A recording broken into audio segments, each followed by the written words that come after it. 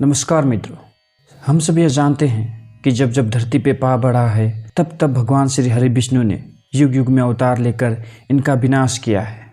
हरि विष्णु अब तक 9 अवतार ले चुके हैं और उनका 10वां अवतार लेना अभी बाकी है, जो कलयुग के अंत में होगा, जिनको लोग कल के अवतार के नाम से जानेंगे। आज हम इस वीडियो में उनके प्रथम अवतार के बारे में जानेंगे। उनका प्रथम अवतार मत्स्य अवतार था। हरि विष्णु ने यह अवतार क्यों और किस लिए लिया, आइए जानते हैं इस वीडियो के माध्यम से। इस ब्रह्मांड का निर्माण ब्रह्मा जी ने किया है। वे सभी चीज़ों के सृजन करता है। एक बार वे निद्रा में लीन थे, तब एक दैत्य ने उनके सारे वेदों को चुरा लिया। उस दैत्य का नाम था हयग्रीव। वेदों को चुरा ले जाने के कारण ज्ञान लुप्त हो गया। चारों ओर अंधकार और अज्ञानता फैल गई। लोग एक दूसरे को मारने पीटने लगे। पाप और अधर्म का लोगों में बोलबाला हो गया। लोग धर्म और तप को नष्ट करने लगे, ऋषियों को सताने लगे। यह देख भगवान विष्णु ने मत्स्य रूप धारण किया। कल्पांत के पूर्व एक पुण्य राजा थे। उनका नाम सत्यव्रत था। सत्यव्रत पुण्य और बड़े उदार हृदय के साथ साथ भगवान विष्णु के बड़े भक्त थे। प्रभात का समय था, सूर्योदय हो चुका था। सत्यव्रत कीर्तमाला नदी में स्नान कर रहा था। उसने स्नान करने के पश्चात जब तर्पण के लिए हाथों में जल लिया तो हाथों में जल के साथ एक छोटी सी मछली भी आ गई। यह देख सत्यव्रत ने मछली को नदी के जल में छोड़ दिया। तभी मछली बोली, हे राजन, जल के बड़े बड़े जीव छोटे छोटे जीव को मारकर खा जाते हैं। अवश्य मुझे भी कोई बड़ा जीव मारकर खा जाएगा। कृपा करके मेरे प्राणों की रक्षा कीजिए। यह सुनकर सत्यव्रत के हृदय में दया उत्पन्न हो उठी। उसने मछली को जल से भरे हुए अपने कमंडल में डाल दिया और महल की ओर चला गया। दूसरे दिन एक आश्चर्यजनक घटना घटी।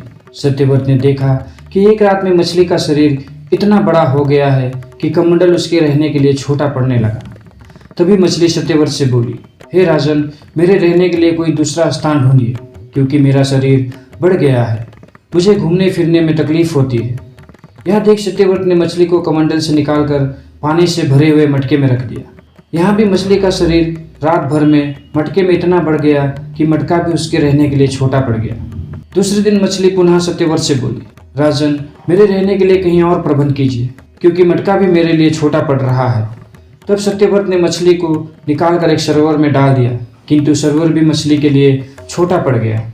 इसके बाद सत्यव्रत ने मछली को नदी में और फिर उसके बाद समुद्र में डाल दिया। आश्चर्य, समुद्र में भी मछली का शरीर इतना बढ़ गया कि मछली के रहने के लिए वह छोटा पड़ गया। अतः मछली पुनः सत्यव्रत से बोली, राजन, यह समुद्र भी मेरे रहने के लिए उपयुक्त नहीं है। मेरे रहने की व्यवस्था कहीं और कीजिए।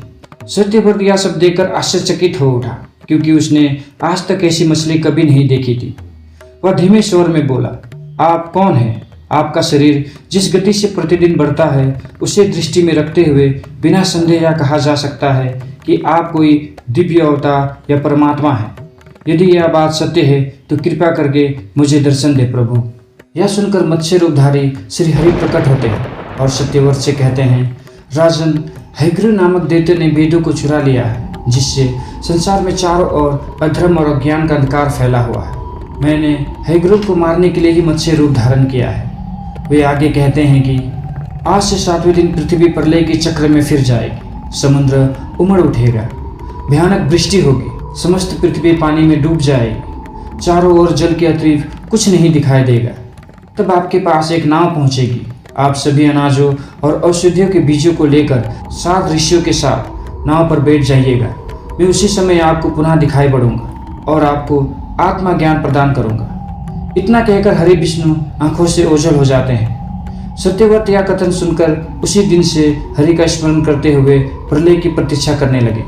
7वें दिन प्रलय का दृश्य देखने को मिला। समुद्र उमड़कर अपनी सीमाओं से बाहर बहने लगा। भयानक वृष्टि होने लगी।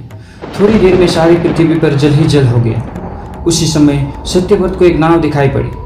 सत्यव्रत 7 ऋषियों के साथ उस नाव पर बैठ गए और नाव के ऊपर संपूर्ण अनाजों और औषधियों के बीज को भी भर लिए। नाव प्रलय के सागर में तैरने लगी। कभी इधर कभी उधर गोते खाने लगी। प्रलय के उस सागर में उस नाव के अलावा कहीं कुछ भी नहीं दिखाई दे रहा था। अचानक मत्स्य रूपी भगवान प्रलय के सागर में दिखाई पड़े। सत्यव्रत और सप्त ऋषिगण मत्स्य रूपी भगवान की प्रार्थना करने लगे कि हे प्रभु, आप सृष्टि के आदि हैं, आप ही पालक और आप ही रक्षक हैं। दया करके हमें अपनी शरण में ले लीजिए।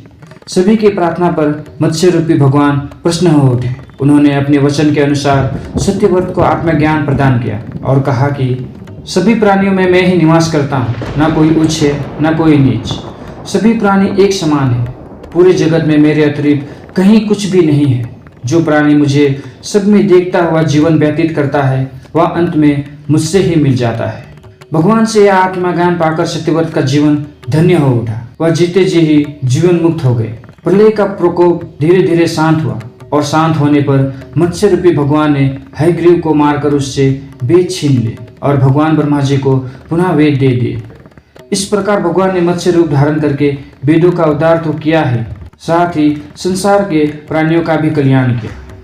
धन्यवाद। यह वीडियो आपको कहीं से भी अच्छी लगी है तो वीडियो को लाइक, शेयर और कमेंट कीजिए। और हाँ, हमें मोटिवेट करने के लिए हमारे चैनल को सब्सक्राइब कीजिए, क्योंकि हमारा मानना है कि ज्ञान बांटने से बढ़ता है।